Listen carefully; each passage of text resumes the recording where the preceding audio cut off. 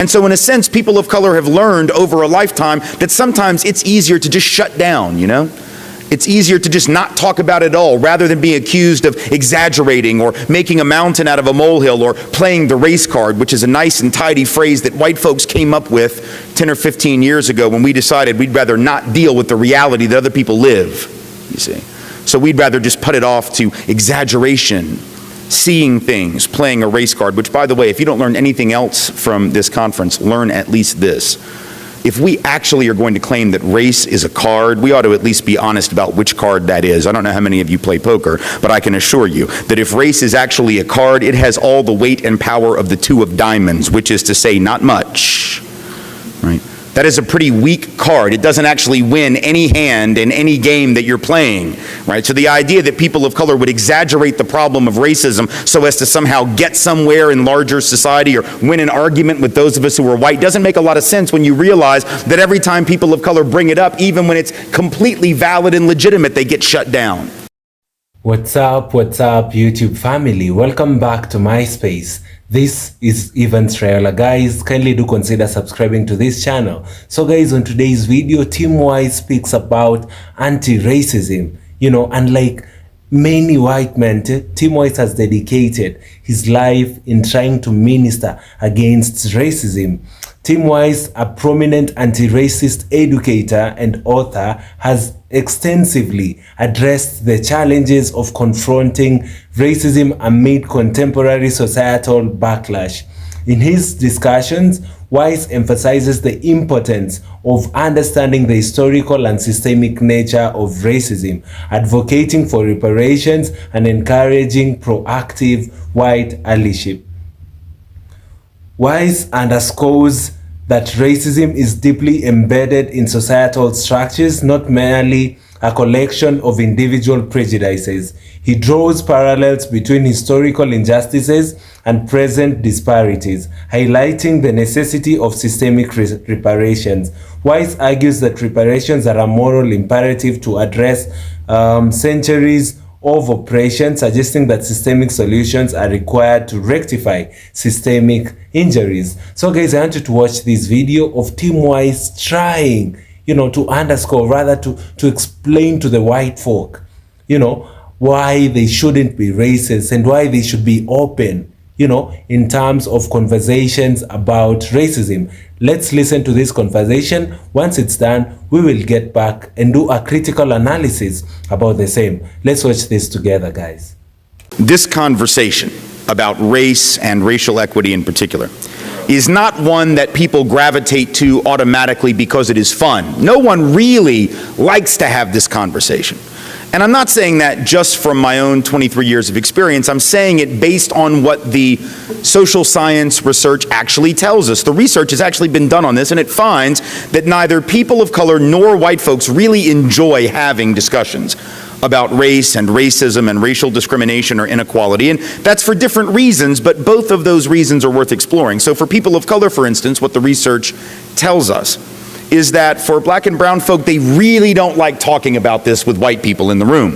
Surprise, surprise, right? Shocking. Folks of color don't really like talking about race with white folks around. Why? Well, according to the research, it's because they have enough experience after years of living that tells them that when they raise these issues, even if it is only to express their own lived experience with racism and discrimination and inequality, that too oftentimes large numbers of us, those of us who are white, not all of us, but large numbers of us, oftentimes the overwhelming majority, will shut down around that conversation, will, in a sense, minimize their concerns, marginalize their narrative of their own life, for God's sake. Maybe even retaliate against them professionally or educationally for bringing up the issues. And so in a sense, people of color have learned over a lifetime that sometimes it's easier to just shut down, you know? It's easier to just not talk about it at all rather than being accused of exaggerating or making a mountain out of a molehill or playing the race card, which is a nice and tidy phrase that white folks came up with 10 or 15 years ago when we decided we'd rather not deal with the reality that other people live, you see. So we'd rather just put it off to exaggeration, seeing things, playing a race card, which, by the way, if you don't learn anything else from this conference, learn at least this. if we actually are going to claim that race is a card, we ought to at least be honest about which card that is. I don't know how many of you play poker, but I can assure you that if race is actually a card, it has all the weight and power of the two of diamonds, which is to say not much, right? That is a pretty weak card. It doesn't actually win any hand in any game that you're playing, right? So the idea that people of color would exaggerate the problem of racism so as to somehow get somewhere in larger society or win an argument with those of us who are white doesn't make a lot of sense when you realize that every time people of color bring it up, even when it's completely valid and legitimate, they get shut down.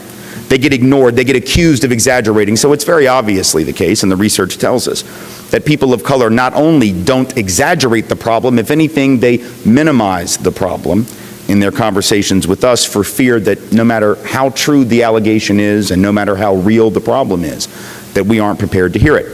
Now, for white folks, the research says we have a fear as well that keeps us from wanting to talk about race around people of color. It's not the same fear that people of color have. It's not the one about being marginalized or having our beliefs minimized, let alone being retaliated against. That's not what we're concerned about, according to the research.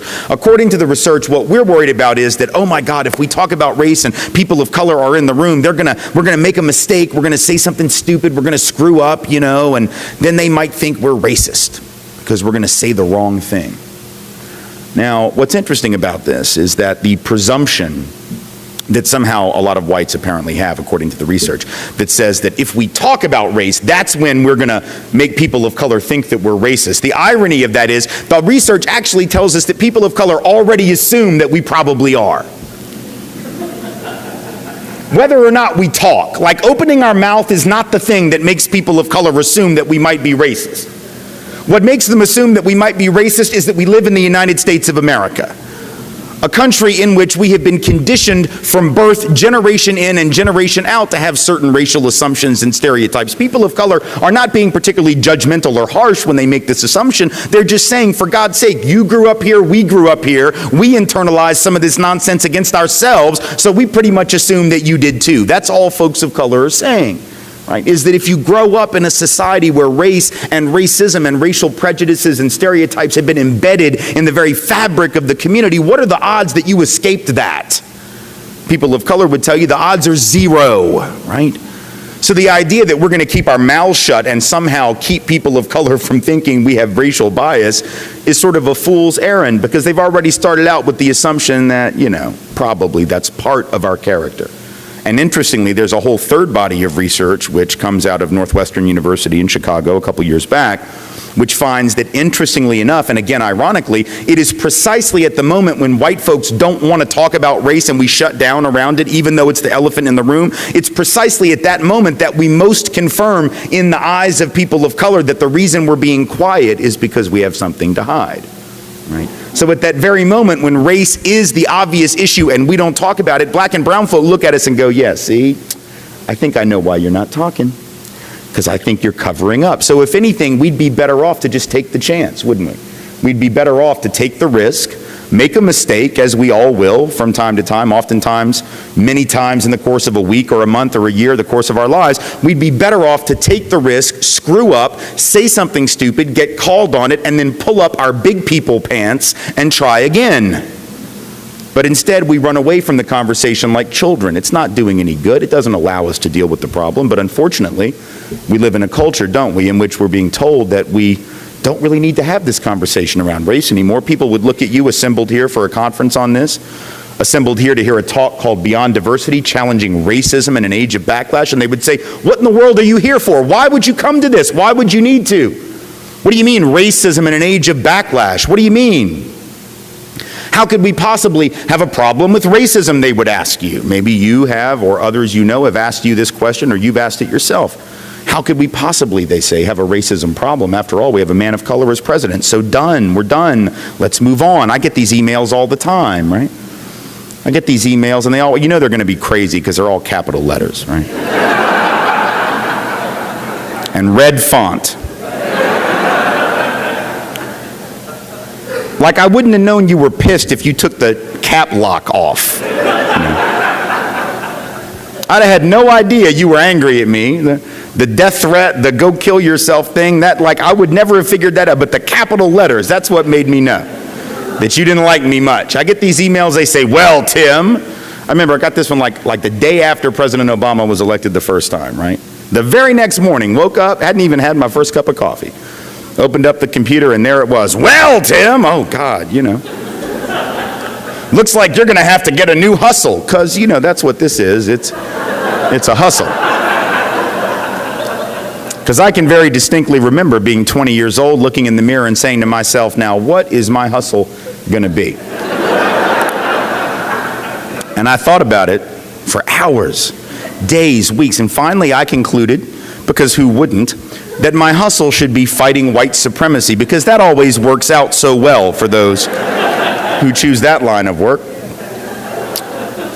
You're going to have to find a new hustle, aren't you? Because now that President Obama is president, right, racism is obviously dead. So what are you going to talk about now? And I heard that over and over, and I'm sure you've heard some iteration of it in the course of the last 5 years or so. This idea that the man of color being president somehow suggests that racism has been either eliminated or at least diminished to the point where we really don't need to have conferences about it anymore or talk about it as a serious social problem. I would like for you to process this logic with me for just a second. It won't take long, and then we can move on to more serious matters. To suggest that individual accomplishment on the part of a man of color tells us something about larger systemic truth is by definition irrational.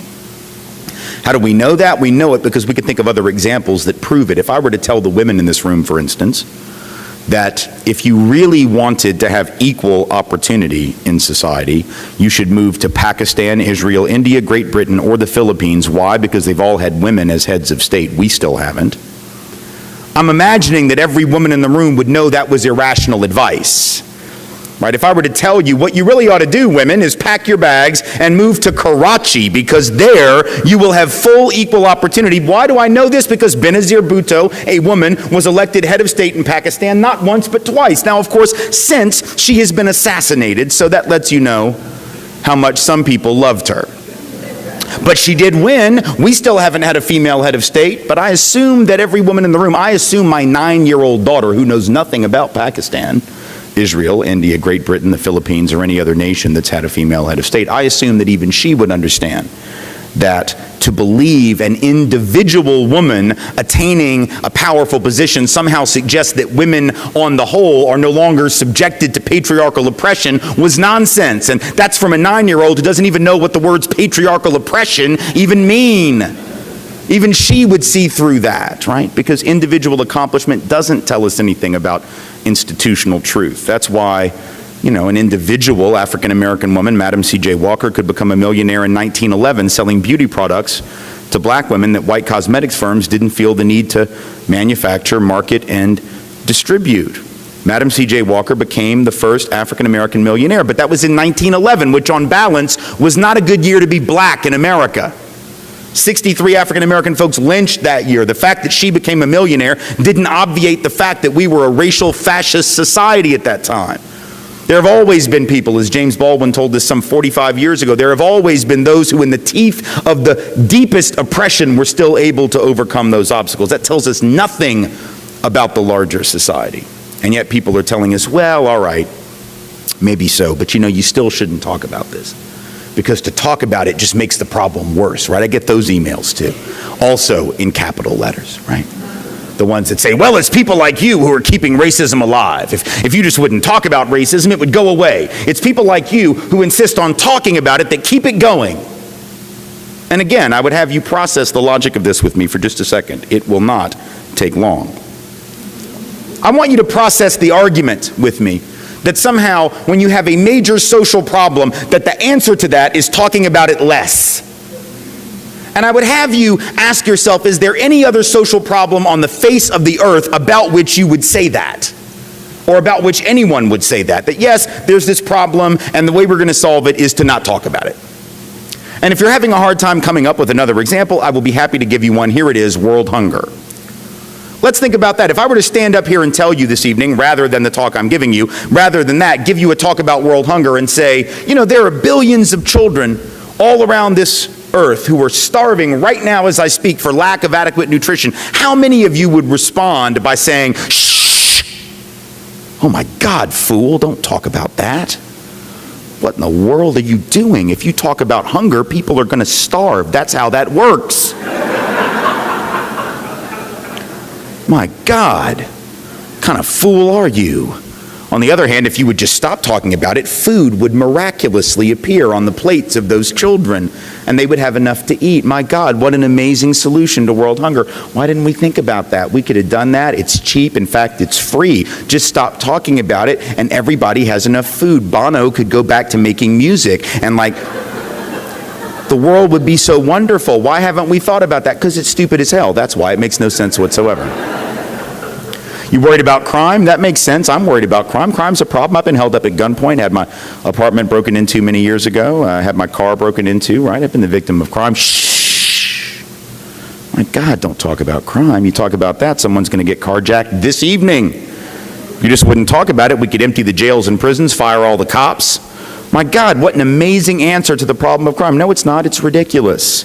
Makes no sense, and we wouldn't suggest it about any other problem. But about this problem, we're being counseled that we should speak less. We should be, in effect, color mute, right? Which is the verbalization equivalent of color blind, right? Let's not think about it. Let's not talk about it. Let's not discuss it, because the more we discuss it, the bigger the problem it becomes. See, that is the difference between the way that white folks, by and large, and people of color, by and large, come to this issue of race.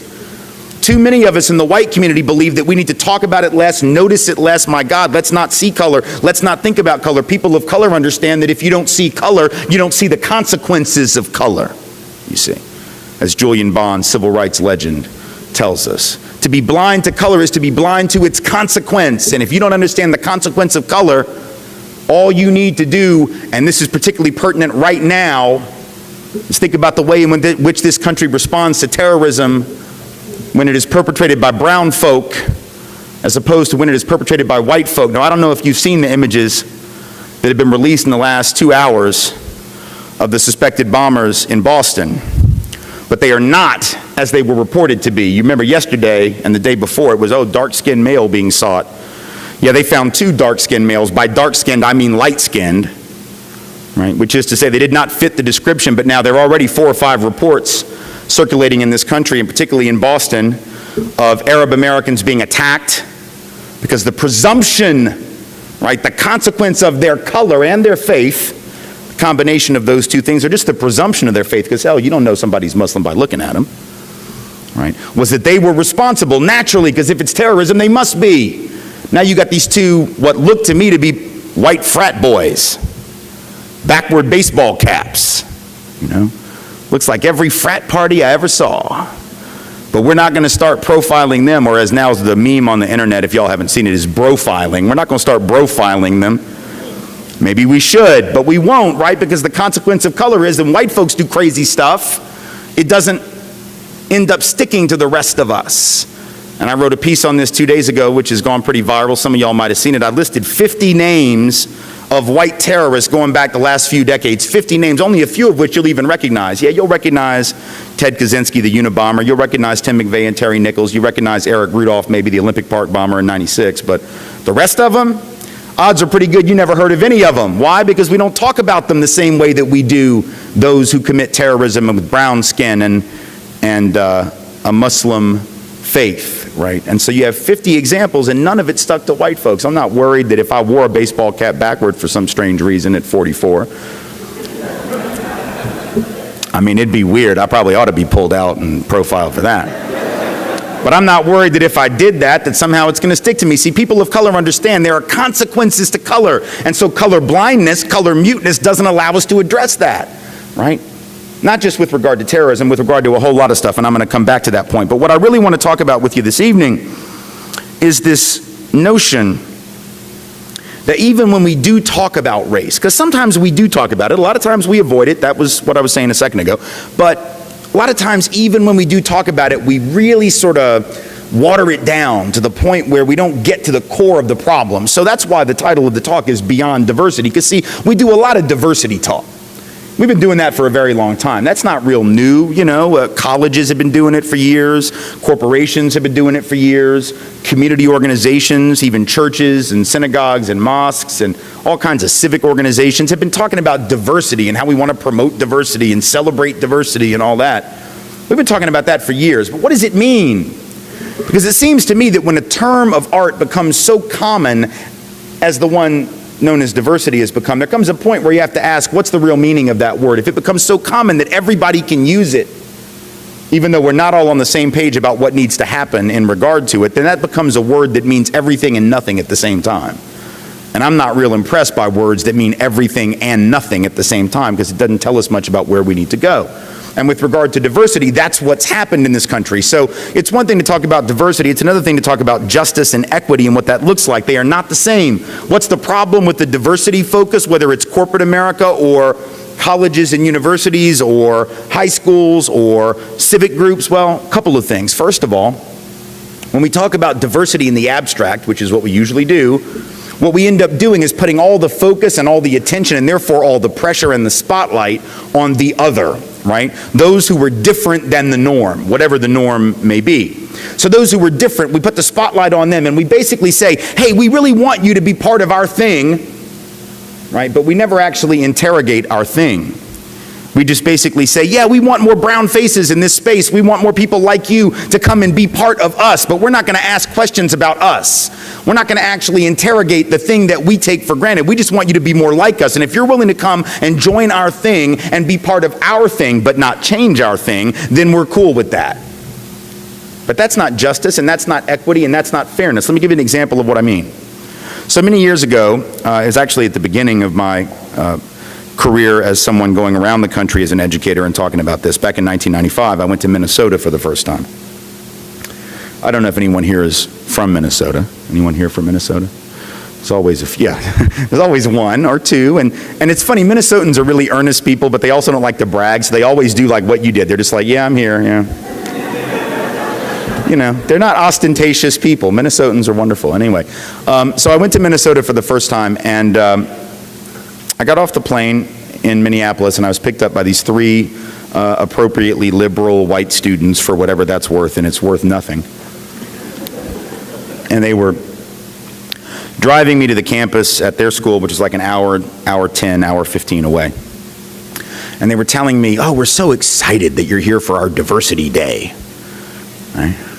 And I remember being scared to death by that comment, because I thought to myself, well, now, if you have a diversity day, I think I know what the other 364 days might be like. And I'm a little worried about that. But hey, you know, I'm new to this. I got to pick my fights. You know, I'm not going to make a big deal out of that. So I told them, hey, cool. You know, that's awesome. I'm glad to be here too. And then I said, you know, I want to know some things about your school. So tell me a little bit. What are some things I might need to know that would help me to tailor my remarks for your campus this evening? And I don't think they really got what I was getting at. They were telling me things that are like in the catalog, you know, or now would be on the website. Just basic demographic information. What do people major in? How many students go there? How many people live on campus? And I didn't really care about that stuff, right? I stopped them and I said, no, that's not really what I mean. What I mean is, are there any things that I need to know about, like with regard to racism as a problem on the campus, that I could maybe speak to directly? Incidents, for example, that had happened about which perhaps I should speak. And they all looked at me with this sort of wounded look, right? I'd insulted their honor or something. And they all looked at me, and this one said, oh, goodness, no. And they actually did say goodness, no, because, like I said, it's Minnesota, and they're very earnest people. Am I right? Earnest people. And goodness, no. And they said, no, we don't have any racism on our campus. And I thought that was fascinating, right? For a couple of reasons, right? Number one, I'm an anti-racism educator, so I really can't figure out why in the hell you'd bring me in to a place where there was no racism. Seems like a waste of their money and a waste of my time. Now, I had every intention of taking their money and giving of my time, but still, it seemed oddly redundant if they'd already conquered the problem, you know, to bring me in. And I said it just like that, actually, to them, but because they're earnest and, you know, they were just like, whatever, it went over their heads totally. Didn't know that I was actually insulting them, so that was cool. That was the first reason it sort of stunned me, right, was that why would they bring me in? But the second reason it sort of took me back a minute was I thought to myself, well, how in the world would you know that, right? How would you as white folks know whether racism was operating on your campus? Because it just seems to me that we're not usually the best determiners of that social truth, just like when men tell me there's no sexism. Okay, sure. Right? Of course there's not, and we would know that because we just would, right? Right? When straight folks tell me there's no heterosexism or homophobia, of course not. Why would there be that? And we would be in the best position to know and to make that call because we obviously, as straight folks, would be on the lookout for that. Yes. It makes sense, right?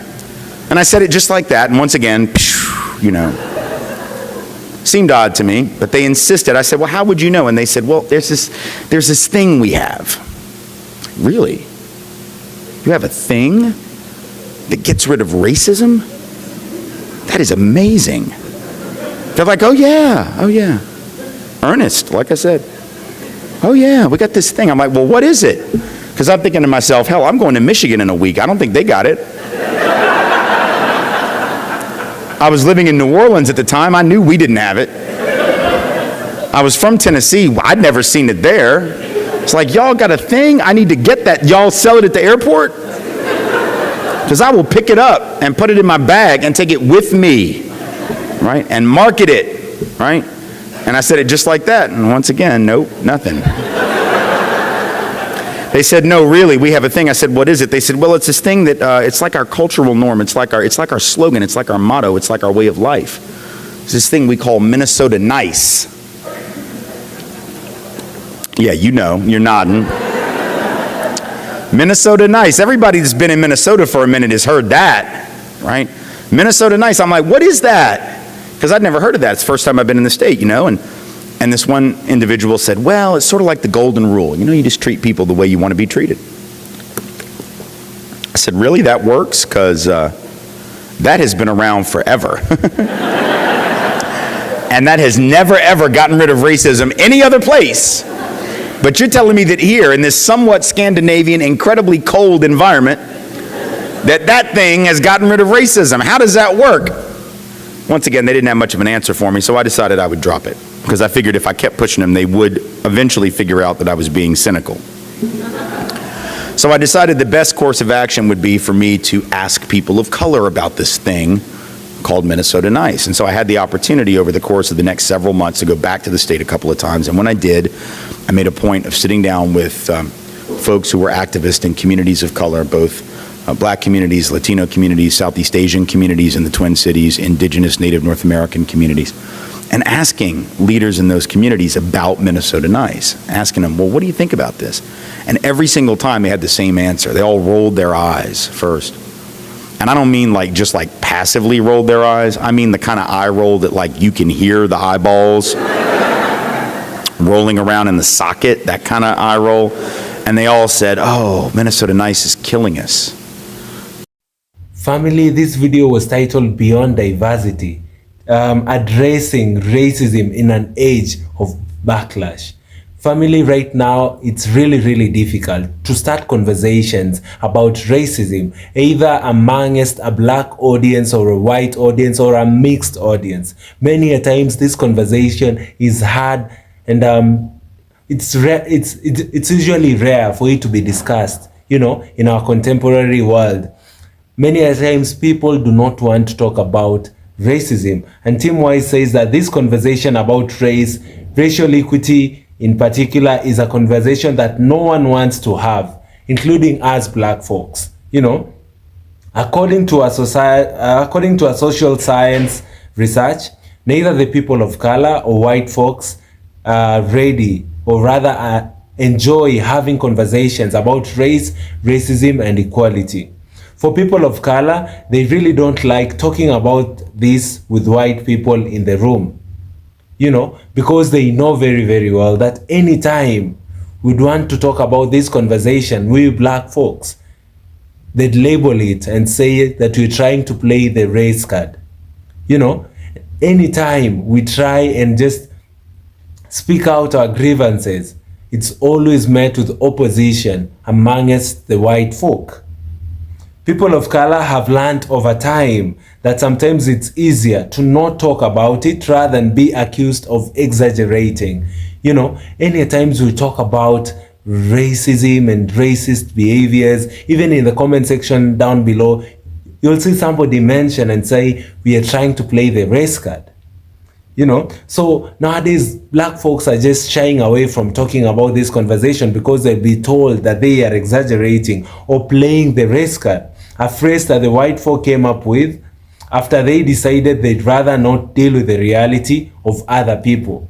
Once they noticed that they cannot handle this reality, they started using words, phrases like they are using the race card, just to make us feel like we are exaggerating the situation. But in real sense, these are things that we pass through as the black folk.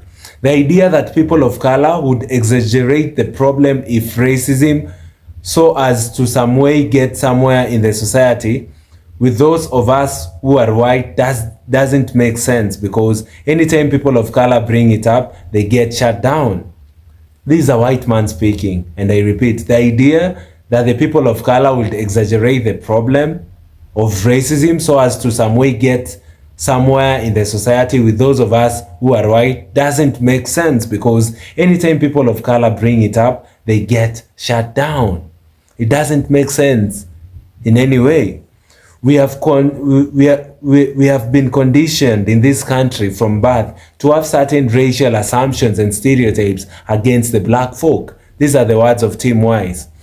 Most white families have been conditioned. They have been taught from their childhood days that black people are less, that black people have nothing special in them, and these things trigger a lot of things in the lives of the white kids as they're growing up. They know that black people should be treated in a certain way, and this has always been wrong. I went further to do research, about the ideology that Tim Wise is trying to speak about. And he says the role of white allyship, where Wise critically examines the role of white individuals. The role of white individuals in the struggle of racial justice. He acknowledges the discomfort that arises when white people confront systemic advantages they have historically received. Wise emphasizes that recognizing this discomfort is crucial for deconstructing entrenched privileges and fostering genuine allyship. He also highlights the often overlooked history of white participation in racial justice movements, arguing contemporary white allies to engage responsibly and persistently in anti-racist work. Tim Wise is that rare white man who tries to fight for the rights of black people. He says that enough is enough. It's time that we must listen to these black folks. It's time that we treat them with respect. And this just makes me love the teachings of Tim Wise so much, because he tackles conversations that many people do not like talking about, including us black folks. Enough is enough with the racism. Enough is enough with the discrimination. Enough is enough with feeling that a certain race are inferior and we are superior. It's time that people start being treated, as equals. It's time that people start being handled with a lot of respect, because this is always so wrong. And having to see Tim Wise talk about it just makes me so happy. Another thing that Tim Wise spoke about is the navigating political and cultural dynamics. Wise also explores the intersections of race, politics, and culture, particularly in the context of movements like the MAGA. He discusses how reactionary politics often exploit racial and cultural anxieties to gain support, highlighting the need for cultural competency and engagement in political strategies. Wise stresses that understanding and addressing the underlying grievances that fuel such movements are essential for fostering a more inclusive and equitable society. Through his work, Tim Wise provides a valuable insight into the complexities challenging racism in an era marked by backlash, urging individuals and institutions to engage in honest conversation, education, and actions toward systemic change, for a better goal of stopping racism in this day and time. Guys, let me know in the comment section how you feel about the teaching of Tim Wise against racism, in this era of a lot of backlash, anytime the black folk tries to talk about what he's been going through, about racism, where he's being told that he's exaggerating. Guys, comment down below and let me know what you think about the same. Like this video so that it can be recommended to other YouTube users, and I'll be so grateful. Thank you guys, and see you all in my next episode. And guys, do not forget to subscribe to this channel, man. We are currently on the road to 50k subscribers, and we can only do it if we support each other. Thank you guys, and see you all in my next episode. Goodbye.